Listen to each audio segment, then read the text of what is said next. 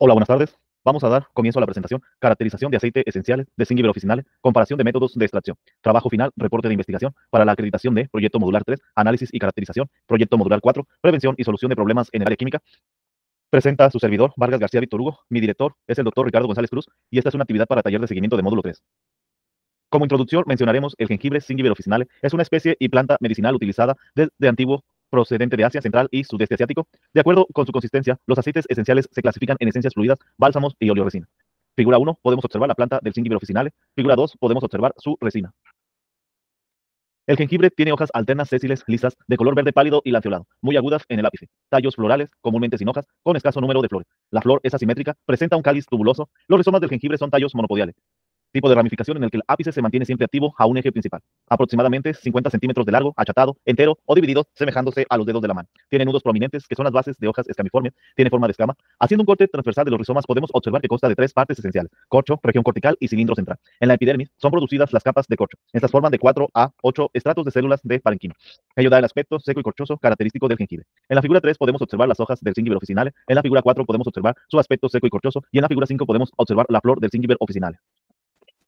Dada la diversidad de grupos, a modo de antecedentes, mencionaremos, dada la diversidad de grupos funcionales presentes en los componentes denominados metabolitos secundarios, algunos de ellos terpenos, que forman parte de lo que conocemos principalmente como aceite esencial, no existe una prueba específica para su reconocimiento. No obstante, se han reportado estudios que demuestran que presenta actividades biológicamente interesantes, como por ejemplo citotóxicas, antiinflamatorias, antihongos, hemostáticas, etc. De acuerdo con el libro Martínez, 2020, Química de los Productos Naturales. Figura 6. El jengibre se localiza entre las plantas de aquellas personas que por creencias se le considera como un fuerte antiinflamatorio. En este proyecto intentaremos confirmar o desmentir estas creencias de acuerdo a el método científico. Entre otros metabolitos secundarios se han reportado en los extractos de jengibre los flavonoides, las antraquinonas y los terpenos. Son importantes para el desarrollo normal de las plantas. Estos se encuentran localizados en la membrana del tilacoide de los cloroplastos. Son utilizados en la vía de dos enzimas multigénicas, la fenilalanina amonialiasa y la chalcona sintasa, y constituyen un grupo importante de colorantes en las plantas. En la figura 7 podemos observar los tilacoides en los cloroplastos de una planta. Las antraquinonas, que se destacan por sus notables actividades biológicas, anticancerígenas, antiinflamatorias, diuréticas, antiartríticas, antibacterianas y antipalúdicas. Las drogas vegetales que contienen antraquinonas poseen, según la dosis, acciones, usos terapéuticos aceptados como caulálogos, diuréticos y laxantes o purgantes. En la figura 8 observamos la estructura general de una antraquinona. Terpenos. Gran parte de las sustancias volátiles de las plantas provienen de ácidos grasos o de compuestos formados por la condensación de unidades de isopreno de 5-carbono. Entre ellos se encuentran el geraniol, que da el olor característico de los geranios, el betapineno de los pinos, el limoneno de las limas, el mentol y la carbona, por mencionar solo unos cuantos. En la figura 9 podemos observar moléculas de isopreno. Como parte de la justificación, diremos que es muy importante aprender a combinar las técnicas instrumentales de química analítica con el estudio de compuestos provenientes de Zingiber officinale y en general de todas las plantas. Figura 10. La química de los productos naturales. Hipótesis: el jengibre podría resultar un buen alimento contra las enfermedades cardiovasculares, accidentes cerebrovasculares, diabetes, resfriado común, reumatismo, asma, catarro, gingivitis, dolor de muela y estreñimiento. Esto se desea demostrar al analizar individualmente su composición química. Para ello hay que adecuar el tema de las extracciones desde el punto de vista de la química de los productos naturales y llevarlo a la química de la instrumentación química analítica moderna. Figura 11. La belleza de las extracciones químicas.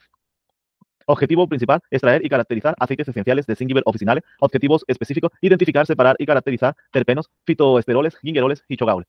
Identificar otros compuestos presentes en el Zingiber officinale. Proponer nuevas investigaciones de lípidos y metabolitos secundarios que faciliten el trabajo de quien se dedica a trabajar con productos naturales del jengibre.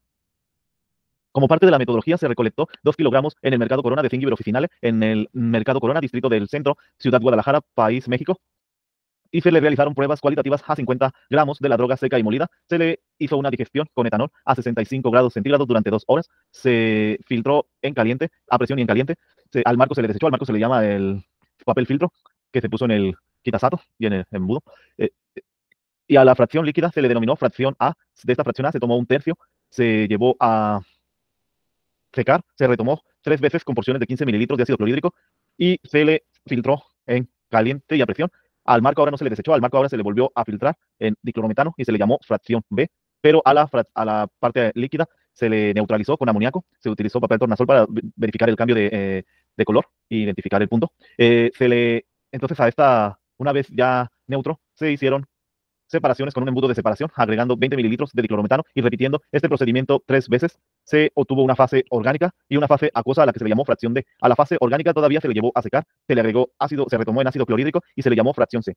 La fracción D se desechó porque no tiene utilidad, pero a la fracción A, B y C se le realizaron ensayos de reconocimiento para flavonoides, el ensayo de Shinoda, granallas de zinc o magnesio, alcohol amílico, ácido clorhídrico y agua destilada. También se realizó sobre la fracción B, la reacción de Lieberman-Burcha, anhídrido acético, ácido sulfúrico, cloroformo y hielos. También se realizó en la fracción B la reacción de Borg-Trigger para identificar antraquinonas con el reactivo hidróxido de sodio al 5%. Sobre la fracción C se realizó nuevamente el ensayo de Lieberman-Burcha y también se realizó la prueba de Rosenheim para identificar leucoantocianinas. En esta última reactivos de ácido clorhídrico fueron ácido clorhídrico y alcohol amílico, y en la fracción D, como comentábamos, se desecha. La extracción consistió en 2 kilogramos de Zingiber officinale, lo lavamos minuciosamente y lo cortamos en pequeñas rodajas lo más finas posible. Se disolvió en diferentes matraces Heller-Meyer de 250 mililitros y se gastó en total 2 litros de acetona. Se tapó con papel aluminio y papel parafil y se ultrasonicó en un 3510 Branson Bransonic y un Ultrasonic Cleaner 3510R MTH, ambos marcas registradas. También utilizamos Helisonic.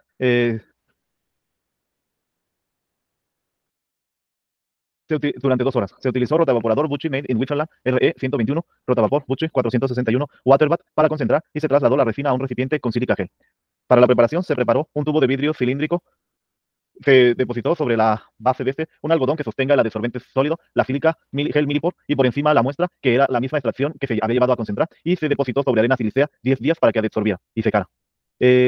Una vez colocada la fase estacionaria, se empezó a, por las paredes laterales de la columna, depositar hexano con mucho cuidado para que no dañara ni creara mini poros, y se comenzó, ya una vez llena la columna con la fase móvil, hexano, a dejar caer para juntar fracciones de 50 mililitros cada uno. Se tomaba medida de cada, se realizaron pruebas de TLC a cada fracción, TLC de 2 centímetros de 1 centímetro por 2 centímetros, se analizaron por luz ultravioleta 254 y 365 nanómetros y con vainillina ácido sulfúrico. Se hizo una tabla que viene anexa al reporte de investigación, que fue cambiando poco a poco la polaridad de la fase móvil, cambiando de 5 en 5 de hexano a acetato de etilo, después a acetato de etilo puro, al final etanol y acetona. Luego, seguido de esto, se pasó al paso de la caracterización en un espectro Thermo Scientific ID5 ATR Nicolet y SS UREX 2244 225506, y utilizando el software Omnit se recogió espectro infrarrojo de las muestras más cuantiosas y las que demostraron en sus TLC tener moléculas aisladas.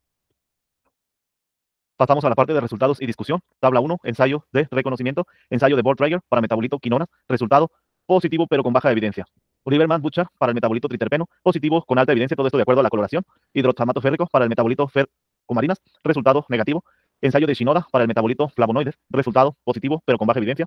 Ensayo Cates para el metabolito glicósidos cardiotónicos, positivo pero con baja evidencia. Ensayo de espuma para el metabolito saponinas, negativo. Ensayo cloruro férrico para el metabolito tanino, resultado positivo pero con baja evidencia.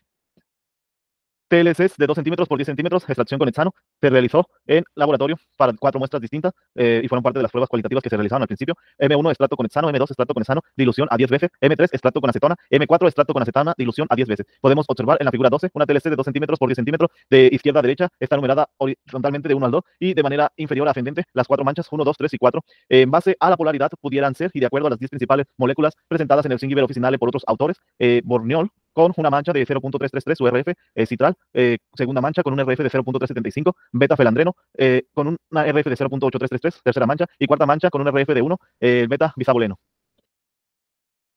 TLCs de 2 centímetros por 10 centímetros para la extracción con acetona y ultrasonido. La tabla se dividió en 2, fueron 10 manchas, de inferior a superior, de izquierda a derecha de 3 a 4. La primera mancha con un RF de 0.125 pudiera ser linalol. La segunda mancha con un RF de 0.25 pudiera ser geraniol. La tercera mancha con un RF de 0.3333 pudiera ser borneol. La cuarta mancha con un RF de 0.375 pudiera ser citral. La quinta mancha con un RF de 0.4167 pudiera ser curcumeno. La sexta mancha con un RF de 0.4583 pudiera ser ciñol. La séptima mancha con un RF de 0.75 pudiera ser alfa-farneseno. La octava mancha con un RF de 0.8333 pudiera ser beta-pelandreno. La novena mancha con un RF de 0.9167 pudiera ser zingibereno. Y la décima mancha con un RF de 1 pudiera ser beta-bisaboleno. También, a su vez, hicimos una comparación de métodos de extracción. En la tabla 4 observamos porcentajes de diferentes métodos de extracción. El aceite en cloroformo metanol 2, 2.1, 20 horas, una pues también conocido como el método de Bright-Dyer para esteroles, y que hoy en día se está retomando por ser un poco peligroso con hexano acetato de etilo 4.2.1. Su porcentaje fue de 1.985 y se realizó durante un tiempo de 20 horas. El aceite método Soslet etanol, también muy estudiado, se realizó durante 12 horas, fue el porcentaje prácticamente más alto. No obstante, por las temperaturas altas entre 300 y 400 grados centígrados, pudiera ser que dañe los compuestos, los principios activos, pero en términos prácticos fue un método excelente. El aceite del rizoma en acetona ultrasónica durante 20 horas tuvo muy buenos resultados, de 2.695%.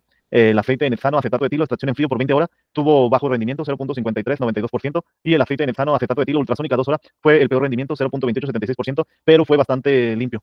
No generó ninguna fase o suciedad. Fue un aceite cristalino muy puro de color rojizo. La espectroscopía infrarroja caracterización. Para la fracción 1 del estrato de acetona, se comparó con una base de datos recomendada, National International Standard of Technology. Ya varias veces la habíamos leído en el libro Fundamentos de Química Analítica y decidimos probarla. Se obtuvo un espectro muy semejante, el del mirceno. Tuvimos estiramientos carbono-hidrógeno. Ahí indico los de intensidad fuerte. También indico los CH2. En 1660, una señal débil y amplia, pero que podría ser que fueran alquenos no conjugados, una señal característica. En 1280 y fuerte, centímetros a la -1 para alquenos, doble enlace carbono-hidrógeno, y una señal débil de oscilación en 720 para las repeticiones de CH2 de N mayor o igual a 4. Para la fracción 29 del estrato de acetona se obtuvo señales en 3030 centímetros a la -1 para el estiramiento doble enlace carbono-hidrógeno, una señal débil pequeñísima. Más adelante discutiremos por qué.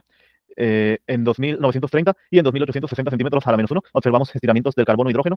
En 1600 centímetros a la -1 observamos una señal débil y amplia para el estiramiento carbono doble enlace carbono. Y en 1470 observamos la tijera de una señal media de tijera del CH2, y en 1380 vemos también una señal media de torsión del CH2, y además estas dos señales se les conoce como deflexión. Y en 1050 centímetros a la -1 observamos un estiramiento carbono-oxígeno en la huella digital, el cual, según algunos autores como el libro Weight, Química Orgánica, menciona que es no confiable, ni las huellas digitales ni él, pero que sí aparece.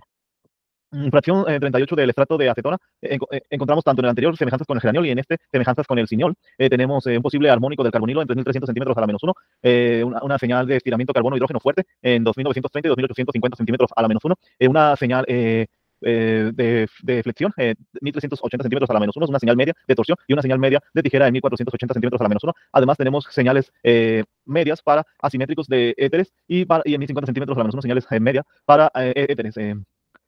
A ese IR nos faltó un poquito más de presión al vacío, meterle una cámara de presión, pero fue en realidad muy poco lo que se logró recolectar y tenía un olor muy agradable. Lo decidimos analizar y fue la única muestra que pudimos conseguir. Fue muy poco cuantioso, por eso se propone más adelante ampliar la muestra, potenciarla.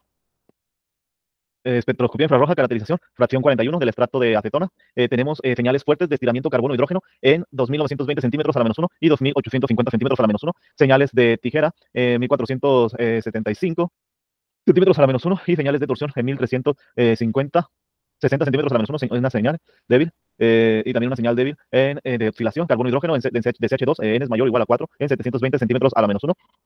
La fracción 73 del estrato de acetona la comparamos con el beta-bisaboleno, de acuerdo a la base del NIF.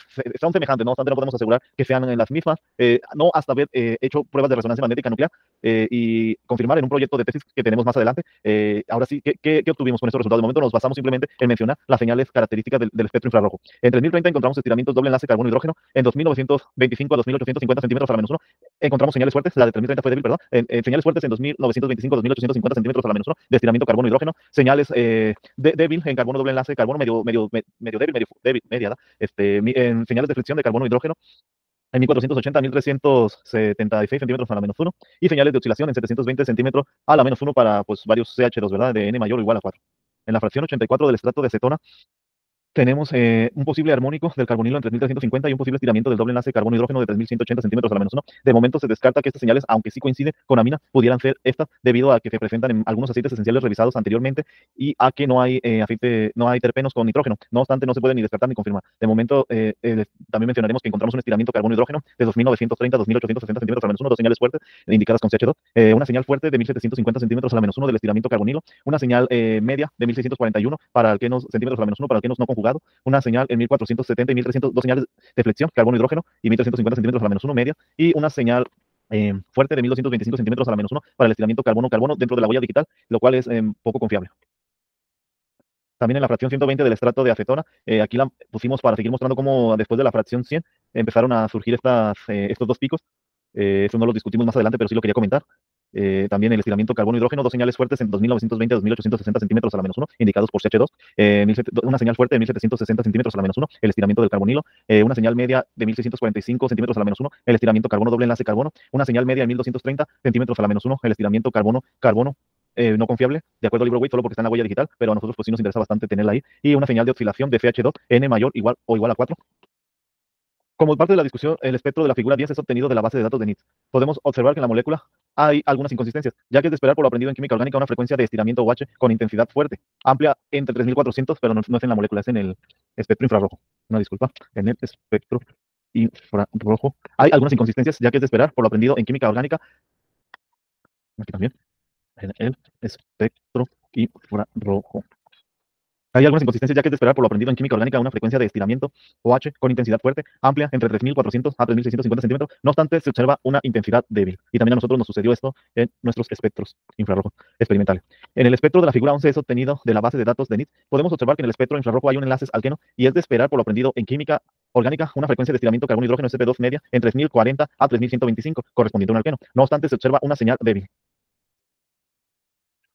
En otros casos, donde la molécula claramente contiene enlaces doble, el IR tiene una señal de 1600 centímetros a la menos 1, pero no tiene señal de alquenos en 3030 centímetros a la menos 1. Casos similares se observan en todos los espectros obtenidos y comparados con el NIT y además en los nuestros experimentales. Los espectros infrarrojos de la mayoría de esteroles naturales son bastante simples y similares a los alcoholes alifáticos saturados o insaturados. Generalmente se observan una banda de tensión OH alrededor de 3600 centímetros a la menos 1, bandas de tensión de enlace carbono-hidrógeno saturados alrededor de 2960 a 2780 centímetros a la menos 1, bandas de tensión de enlace doble enlace carbono-hidrógeno alrededor de 3125 a 3030 centímetros a la menos 1, generalmente débil, bandas de flexión de enlaces saturados carbono-hidrógeno alrededor de 1440 y 1380 centímetros a la menos 1 y bandas de tensión de enlaces carbono doble enlace carbono olefínicos alrededor de 1670 centímetros a la menos 1. Generalmente es una banda débil. Otra utilidad de la espectroscopía infrarrojo es que permite diferenciar, por ejemplo, entre los ésteres de esteroles y otros tipos de sustancias como los triglicéridos y los fosfolípidos.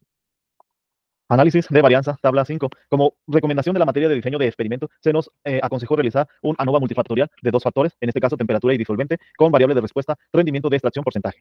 Esta es la tabla ANOVA multifactorial que obtuvimos, donde pudimos ver que solamente para B disolvente el valor P es de 0.0000, es menor que el valor de significancia alfa 0.05, entonces se rechaza la hipótesis nula, la cual era el disolvente no influye con el rendimiento de extracción porcentaje. Es decir, se acepta la hipótesis alternativa, el disolvente sí influye con la variable, con el rendimiento de extracción porcentaje.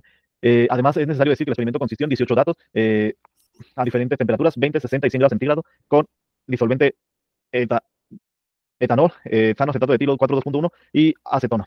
Y se realizó por duplicado, para que fueran 18 datos, no 9, sino 18, como se recomienda. Bueno, para el factor A, temperatura, sí se aceptó la hipótesis nula, la temperatura no influye en el rendimiento de extracción porcentaje, y para la interacción entre disolvente y temperatura con la variable de respuesta, rendimiento de extracción porcentaje, se aceptó la hipótesis nula, la temperatura no interacciona con el disolvente en relación con el rendimiento de extracción porcentaje. Aquí observamos que entonces tuvimos que realizar la prueba LCD solamente para el disolvente o B, y pudimos observar los grupos homogéneos, los AB, que no se traslapan ni para B, que AB no se traslapan ni para B etanol o B acetona, pero entre B etanol y B acetona sí hay un grupo homogéneo BB. A y B no se traslapan, pero ni para B etanol o B acetona, pero entre B etanol y B acetona sí hay un grupo homogéneo BB. Esto se observa más claramente con las gráficas de medias. Además de que no hubo una interacción y no tuvimos que comparar entre sí varias gráficas, pudimos observar que como no se traslapan A y B, podemos dar una conclusión práctica, la cual consiste en que B para el etanol, ya que está más arriba en la parte vertical, rendimiento de extracción porcentaje, es mejor disolvente que B acetona, ya que B acetona está un poquito más por debajo. Y además A etano acetato de etilo, pues es peor que ambos, ¿verdad? Es peor disolvente que B en etanol y B en acetona. Etanoacetato de etilo 4.2.1. Me faltó. Además, para validar o no el experimento, se hicieron los supuestos de varianza constante, independencia y normalidad. El supuesto de varianza constante, la gráfica de predicho, como no observamos ningún patrón contundente, entonces podemos darlo por aceptado. La gráfica de factores, niveles de factor. Bueno, se acepta el principio de varianza, la amplitud de dispersión de los puntos en cada nivel del factor es similar. Creo que es de. Esta es la de independencia. Esta es la de número de fila, los puntos están dispersos, se acepta el principio de independencia. Y para la de normalidad, los puntos se ajustan a la línea, se acepta el principio de normalidad. Entonces, ¿se validó o no el experimento? Sí se validó. Podemos afirmar que es más útil en términos prácticos utilizar etanol, ya que este sí influye de manera significativa en el rendimiento de extracción, siendo además el mejor, que la temperatura no influye directamente en el rendimiento de extracción y que el disolvente y la temperatura no interaccionan entre sí con relación con el rendimiento de extracción porcentaje. Se recomienda hacerlo para más factores y así poder determinar la interacción y la significancia que pudieran tener el tiempo y el tamaño de la superficie de absorción, pero bueno, eso ya es parte de lo que se propone para otros investigadores o otras investigaciones mías. Ahorita vamos a dar la conclusión. Se logró obtener, a partir de la cromatografía en capa fina, valores de RF que ampliarán los datos reportados en esta área importante para la extracción de zinc iberofiscinale con etano y acetona. Los porcentajes obtenidos confirmaron mayor limpieza con extracción ultrasónica, pero menor rendimiento porcentual. En base al rendimiento porcentual, el mejor método de extracción fue con el instrumento SOSDET. Sin embargo, se teme que las altas temperaturas dañan la composición de la oleoresina. El segundo mejor método de extracción fue utilizando acetona, pero se sustituyó con etanol por ser un mejor disolvente. Se logró confirmar la presencia de algunos grupos funcionales característicos en espectroscopía infrarroja de la oleoresina del jengibre y se consiguió aislar algunas moléculas de características terpenoides, como pudiera ser el caso del miceno, cineol, geraniol y beta-bisaboleno. Las pruebas cualitativas confirmaron la presencia de otras moléculas diferentes a los terpenos en la oleoresina de zinc iberofiscinale. No obstante, la comparación de los espectros infrarrojos no demuestra similitudes con lo esperado. Se supone que se tiene una mezcla en su mayoría de terpeno. No obstante, para confirmar esto último se sugiere realizar la experimentación con resonancia magnética nuclear con una muestra más grande para cuantificar cada una de las fracciones. Y bueno, eso es todo. Se espera realizar para allá para el proyecto de tesis. Estas ideas, bueno, la bibliografía, estas son las referencias que se utilizaron. Y para el apéndice, estos son los IR del NIT que esperábamos obtener y que todavía no se confirman si están o no ahí, porque hay también algunos que sí se obtuvieron. Muchas gracias.